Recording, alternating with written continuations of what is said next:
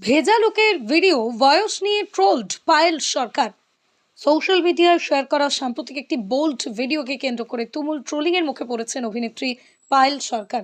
খোলামেলা পোশাক ও ভেজা লুকে ক্যামেরার সামনে পোজ দিতে দেখা যায় তাকে। সেই ভিডিও ভাইরাল হতেই নেটিজেনদের একাংশ তাকে অ্যান্টি বুড়ি বলে কটাক্ষ করতে শুরু করে। কেউ লেখেন, বয়স হয়ে গেছে আন্টি, মানায় না। আবার কারোর মন্তব্য, কলকাতার রাখি সাওয়ান্ত লাগছে।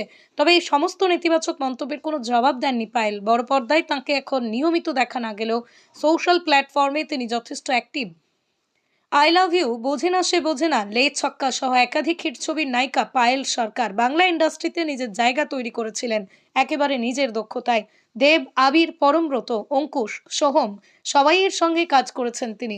সম্প্রতি এক পডকাস্টে কাস্টিং কাউচ নিয়ে স্পষ্ট বক্তব্য রাখার পর ফের শিরোনামে এসেছিলেন পায়েল। ব্যক্তিগত সম্পর্ক নিয়েও তাকে ঘিরে বহু আলোচনা হয়েছে।